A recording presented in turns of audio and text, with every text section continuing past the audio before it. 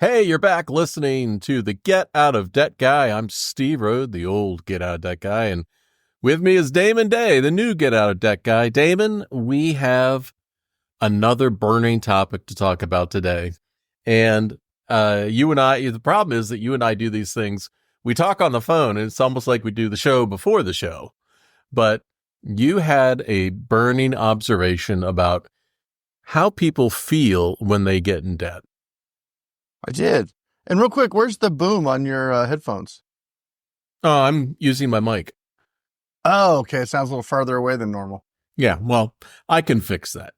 Oh, you can fix it in post. As I can. I learned that from the old Get Out of Debt Guy.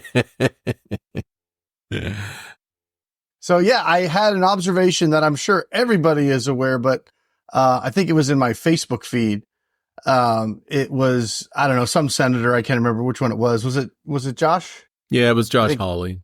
Yeah, Josh Hawley railing against some credit card executives about their profit margins and things like that. But what stood out to me, and I've heard the stat before, so it wasn't like brand new, but it's just the visual of the chart of outstanding consumer credit card debt now. It was, what was it, 1.17 trillion, almost $1.2 trillion. And the chart was just like, whoosh, like that. I mean, it was just insane how much debt consumers are carrying right now. The thing is that the banks continue to allow people to run up this debt. And people are doing their job very well. I mean, the role of a consumer is to consume. And so I don't know why anybody is surprised by this. The other thing that blows my mind on this topic is you've got congressmen now calling credit card company presidents up to Capitol Hill to essentially yell at them. It becomes political theater because Congress is the one that enacted the laws that allowed these companies to charge those rates. Yeah. Yeah. I mean, that clip was, mainly focused on how much money credit card companies actually make off of this stuff. But like I said, my take on that was just, whatever, they can make whatever they want, but consumers need to do an about face. We need to start getting out of this credit card debt. And I know it's Christmas time. Nobody wants to think about this kind of stuff, but trust me when I tell you, come January, you will be thinking about it a lot. January and February are always my busiest months. It's like going to the gym. Holiday spending is up. Credit card bills. People are not stopping spending. Well, you got two things that lead to the increase in credit card debt. And when you see the chart going up at an angle, that is a little bit misleading to a bit because as the population continues to increase, you're going to have more consumer debt that's on the books. You look at the number of lates is not up tremendously high. So people are still servicing this debt.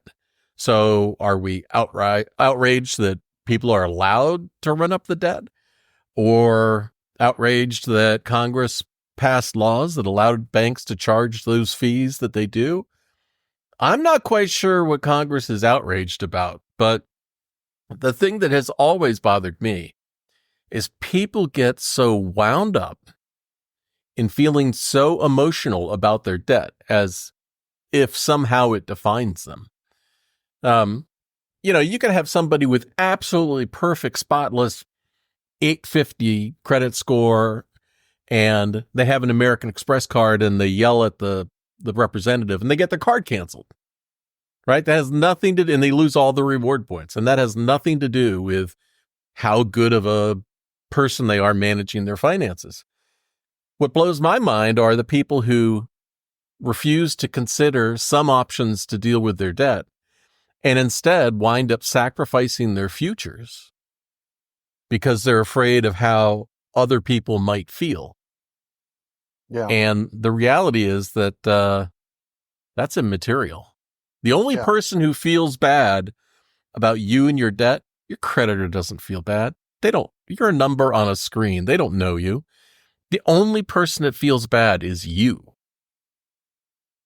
Yeah. Yeah. Well, and like I said, that the whole point of that, when I sent it to you, I sent Stephen a text and he started talking about, well, that's just political theater and things like that. And I was like, I don't care about that. I'm just looking at this chart going, people need to get out of their own way and start looking at, okay, how do we start as a family, as a household? How do we start just getting rid of this debt? I don't care if it's bankruptcy, if it's settlement, if it's interest rate negotiation, if it's Dave Ramsey, debt snowball pay. I don't care what kind of strategy it is, but you need to put a plan in place to get out of it because, we're talking $250, $300 billion in interest a year, collectively on these things. And just from a household financial standpoint, it is a killer. And Steve mentioned this earlier. It's a future killer. Right. If you have $50,000 in debt, I know it's just, okay, we're just paying it. We're going to get to it. That's $12,000-$15,000 a year in interest that you're paying, $1,000 a month, give or take. That could be going into your retirement account. Could be going to pay your mortgage down earlier. Could be going to pay off your cars so you don't have that debt. It's $1,000 a month, and you have a lot of people out there. I'm doing these, DoorDash and Instacart and Uber Eats and all this stuff, showing people how to make this extra money. And a lot of gig workers go out there and they make about $1,000 a month when they're out there doing all this gig work, and it's like, if you just got rid of the debt, you wouldn't even need to do the gig work, So one of the things that, one of the reasons why profits are up so much is because interest rates have not been, people think they've been high. They have not been extreme compared to the interest rates that card companies charge. At the end of the month, if you pay your balance off in full, it doesn't matter what your credit card interest rate is because you're not going to pay anything on it. Now, if people would look at their personal finance situation. Oh, before I go on, I have been remiss in past podcasts for not mentioning soon enough how people can get in touch with you. And this is very important. This is not a sales message, but if you're listening to this podcast or watching this podcast, and you're struggling financially and you need to talk to somebody who can give you the straight scoop and not try to sell you on anything, Damon is an exceptional debt coach. He's kind of taken over my place in the world. I did it for decades.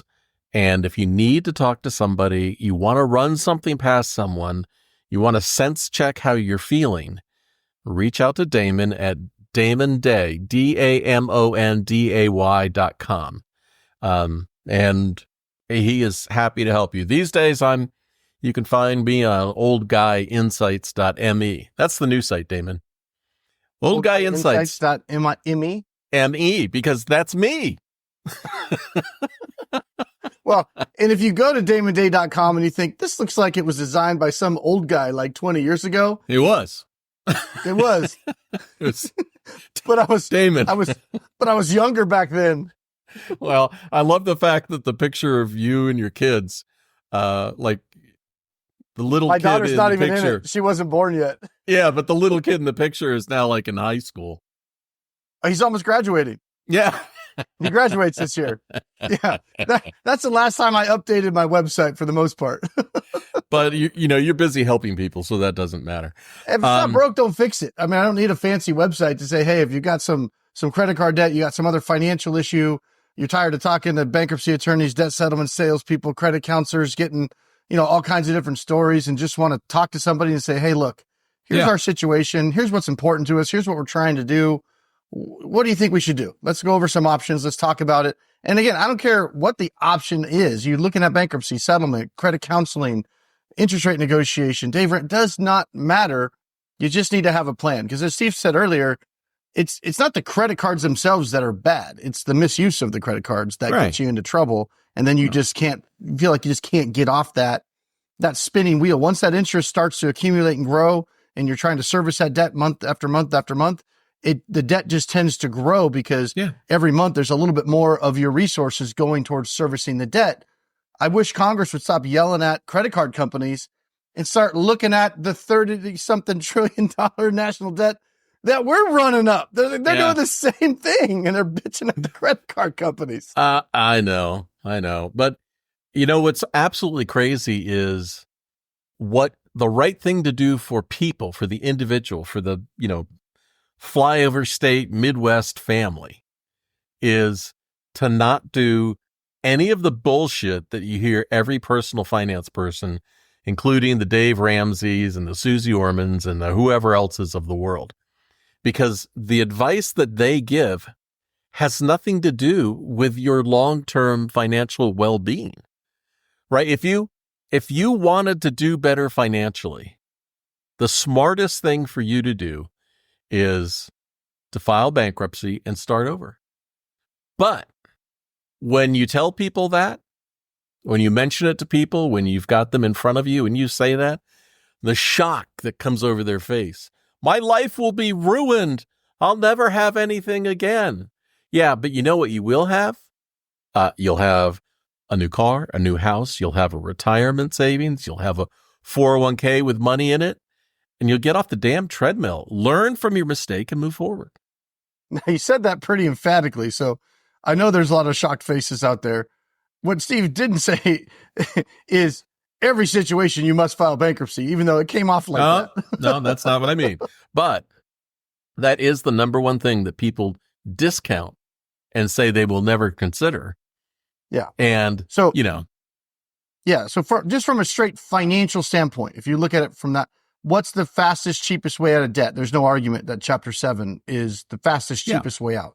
Now, whether or not it makes sense for your situation, you just have to explore it and you have to look at it. But Steve's main point is you shouldn't be afraid of something or avoid something or say no to something until you've thoroughly investigated it, researched it. So, okay, how would this affect my family? How would this affect me? How would this affect, what my future look like in the next couple of years if I went down this path? Okay, maybe I don't like that. Well, what would the alternative be? What would my future look like in the next few years if I went down this path? And then you just have to make an adult decision, but you got to get the information first. Yeah. I mean, you and I have for many decades now talked to people who have these preconceived notions about how others will feel or, how they'll be judged or they've been told that all of these other things can't be on the table. Now, my number one thing that I want people to do is to address their situation and to do better moving forward. Because it drives me absolutely crazy when people come to you and they've been struggling for 5 or 10 years, trying to make minimum payments, eating beans and rice. They're all focused on the past. Nobody's focused on the future. And that's where we need to be, because now we're talking about Social Security reductions. People are going to have less money available when they retire. You look at the retirement crisis that we have right now, where people are retiring, and I don't know how they're going to do it. They're going to have to learn what kind of cat food to eat because nobody prepares for the future. Now, cat food's expensive, bro. Yeah. We got 2 new puppies we got rescued in the desert. So we got 3 dogs in the house. And these little guys, cute as hell, and they're not even as big as they're going to be, but they're going through over $50 a week in food right now. Yep. And they're still growing. They're, what month is this? December? So they're like 6 months old. And we got 2. We got 2. That's on you. I said no, 1. We'll rescue 1. Yeah. And I got outvoted 4-1. We rescued 2. But I mean, and that's not even counting the treats for training them and, the leashes and the harnesses and all that stuff. But so it's like, I know that's kind of the old, I don't want to eat dog food when I retire, but it's going to be hard to afford dog food if you don't have any money. It's expensive. So there is hope. If you're struggling right now, you can beat yourself up as much as you want. I don't care how you got in this current situation. What I care about is that you can keep yourself and your family safe in the years ahead, and you can prepare for a better future. All this stuff about, look, I've been there. Damon's been there. We've been deep in debt and ourselves and lived through it. And when I went through it, I beat myself up 10 ways to Sunday, and I felt horrible about it. But in helping people in looking into how I could deal with my situation and then helping people, I had the opportunity to talk to, the CEOs of major credit card companies and people working in management and everything else. And what I learned from all of that was nobody gives a shit. Yeah. Well, when you look at, that video with Josh Hawley, reaming these executives, Yeah. and you see their profits and everything, you realize what you do with your 50,000 in debt or 80,000 or whatever, it doesn't mean a thing. It's all business, right? There's no emotion. Right. The only emotion involved in it is whatever emotion you bring to it.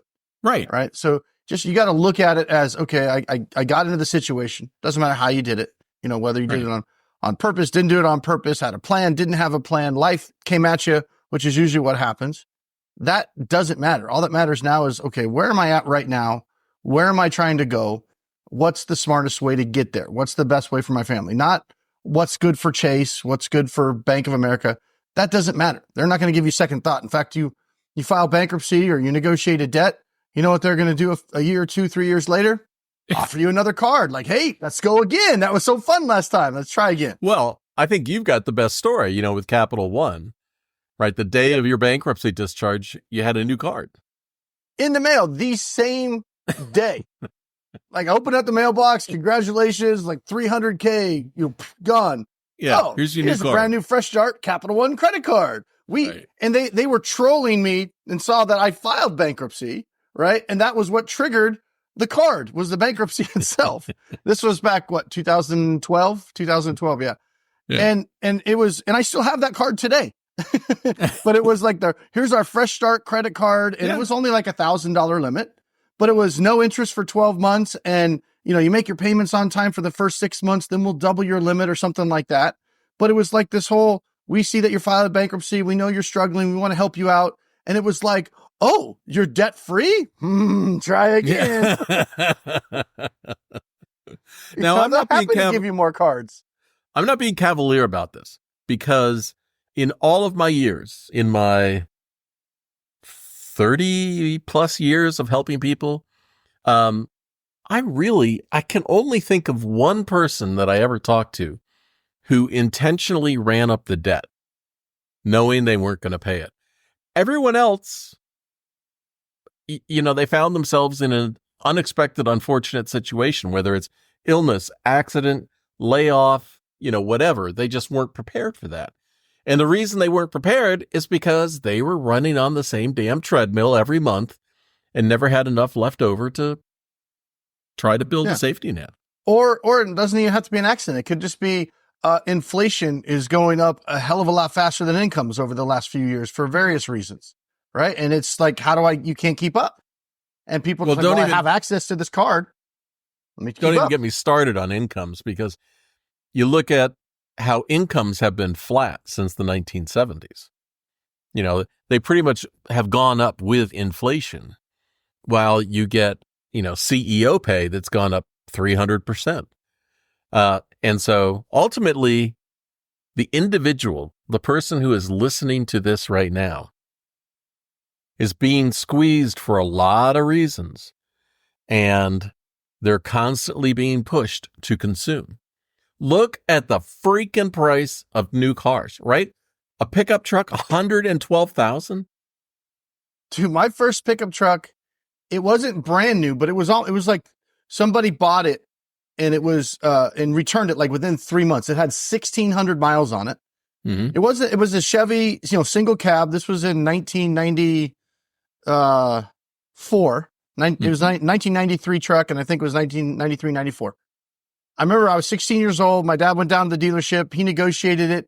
He got it. I think it was, I could be wrong. I know it was less than 16. I feel like it was like $13,800 for essentially a brand new Chevy truck that had 1,600 miles on it. Granted, it wasn't frills, but it had power windows, had air conditioning, single cab, long bed truck, $13,800, right around there.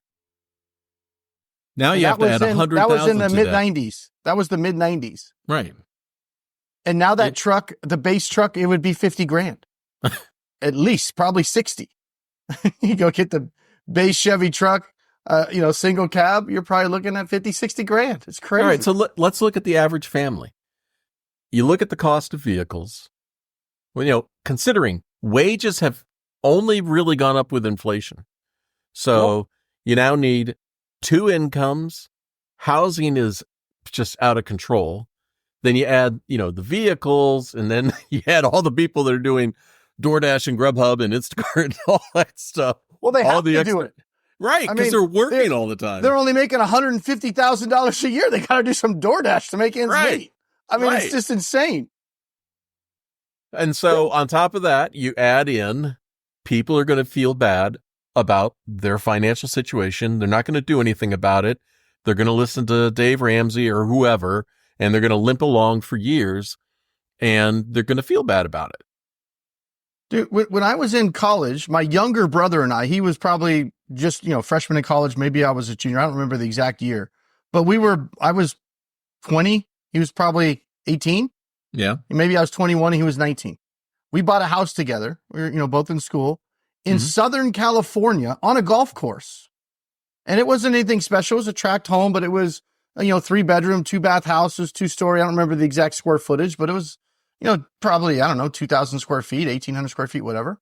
Yeah. We bought that house, brand new construction in a brand new golf course community in Southern California for $180,000.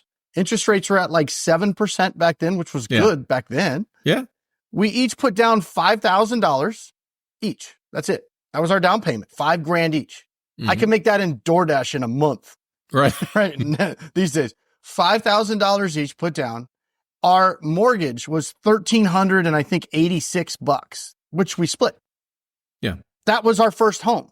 How are 20-year-old kids? Definitely not in Southern California these days. You ain't doing that. I mean, how do you even get into the housing market as a young kid? It's really, really difficult. Yeah, especially when you look at the number of housing starts is way down, and developers have been buying up smaller and smaller developers, so they can control how fast things are rolled out. They're dragging their feet and charging more because of supply and demand, and I don't know how people are doing it. And here's what I sure don't know: how people are buying the new car, a house, and just getting by and have anything left over to prepare for the future. And they're having to put household expenses on credit cards. That's why we have $1.2 trillion in credit card debt. Because so that's their incomes why are going to pay the mortgage and the car payment and all those fixed expenses. And then it's like, we need to eat. That's going to have to go on a credit card.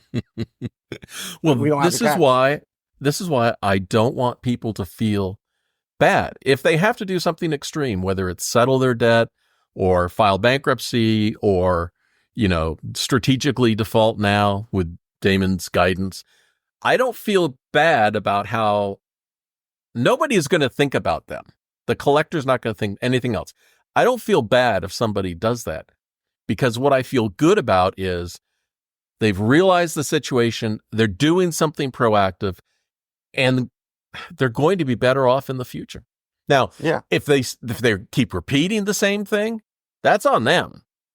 But if you're in a bad situation, why do we have to keep fixing the past? Yeah, I agree. Ideally you want to be in a position as you get older in life that you aren't dependent on Social Security or the credit cards or anything else. You want to be self-sufficient, and if the Social Security is still around, bonus. Yeah. Well, it might not be around, at least not the way it is right now. It's going to be around for me. So I'm 65 and I'm actually collecting Social Security right now. I was going to say, you're already there, brah. I know. As the kids say these days. The people who are most likely to see reduced benefits are going to be people who are like a couple years away from getting it. So if you're in your mid-50s or less, you may see less in Social Security than you ever expected. And how are you going to make that up? And not only that, if you talk about seeing less, talk to people that get Social Security, family, friends, whatever, that will tell you, how much it actually is that they get. Yeah. And then go, I can't even retire on that, much less than that, because it already sucks. So if it's going to get worse, it's really going to suck. Well, And yeah, and the other thing, now I have my Medicare card, by the way. So I've been enjoying that. Full-fledged retired, baby. I am. I've worked hard for it. But with Medicare, if you're on straight Medicare, each year your premium goes up. So Of course it does. Yeah. So you're on Social Security. You don't have any savings. Because you're supposed to make more money as you get older. What sense does that make? I don't know, but I mean, it can be if you've got the other plans, the prescription drug plan and the protection for the difference between what Medicare pays and what you're being charged and all that. You got gap insurance on that, baby? Yeah. Medigap. They have Medigap. Medigap. Yeah.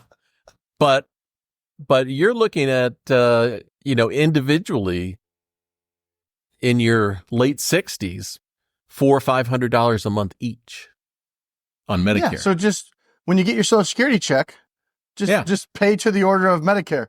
There you go. Yeah. Well, the one thing that Social Security is really good about is taking out your Medicare payments before you get it. Oh, because I was going to say the people on Social Security would know how to forward that check on. The people that are going to get the reduced benefits are going to be like, what's a check? Oh, you're not going to see it. So food's only going to get more expensive. Transportation, energy is only going to get more expensive. I have talked to so many people who retired and they're in low income housing. They can't keep the heat on at times. It's terrible. And you know what? Everyone says when they're in their 30s and 40s, that will never happen to me. You're right. Until it does.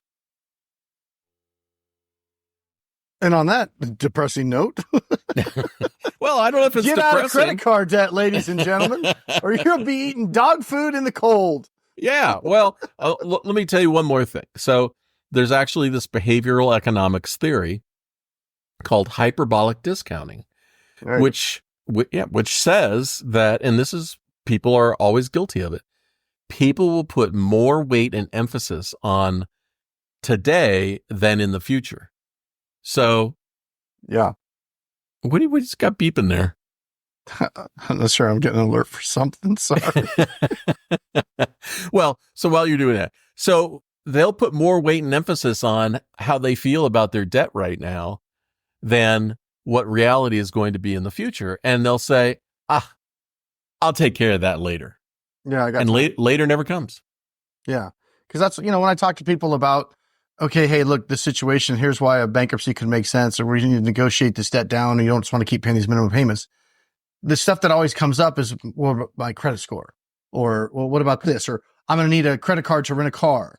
And, these are all valid questions and we can discuss them. But, to Steve's point, you're putting much more weight on the credit score versus I'm going to maybe be eating dog food and not be able to afford the heat in retirement for 20 years. But when I was 40, I had a good credit score. Right. Like, who the hell cares about your credit score? Because 60-year-old you won't care what your credit score was when you were 40 if you're struggling financially. I guarantee it.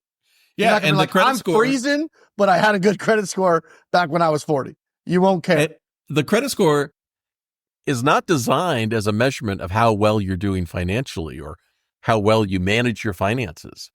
The credit score is a measurement, a determination of how much profit you are going to generate for any lender that extends credit to you, because it's a measurement of your risk versus what they believe their profit to be. So, Dave, what? Have you been hanging out with Dave Ramsey? No. That's something Is that you what he guys agree says? on.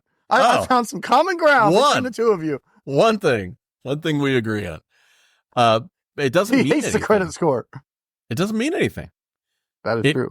It was an arbitrary number that lenders came up with in order to process applications electronically without having to review them manually. You hit this number, boom, you're approved. So it doesn't mean anything. Yeah, it just means you can get more debt if you need it. It's easier. Yeah. Makes it easier to get more debt. I have a great credit score and I never have to worry about, getting credit, but I don't get credit. The people, here's the irony. The people that don't have to worry about getting credit because they can get it whenever they want Yeah. are the people that are in such a position that they don't need it and they don't want it. Right. The people that are really desperate and could really use some credit in a pinch. I'm sorry, you don't qualify. Yeah. But you know what they do qualify for? They qualify for all those loans and credit cards and everything else that runs up the company profit. I don't know how we can feel bad that the credit card companies are running up massive profits when we live in a capitalist society. There's no mystery that business out there operates to generate a profit. And these companies generated a profit. Is a profit too large? I mean, It is. what are we being outraged? Paying the minimum payments, it is. Well, yeah, but you can do something about that. You can. Absolutely. You can call Damon.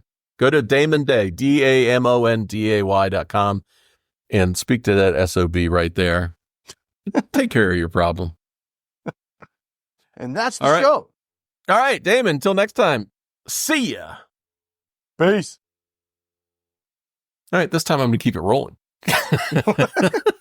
Just in case we come up with some gems. Yeah, in case you got a nugget. No, my phone's been beeping at me the whole time. Yeah.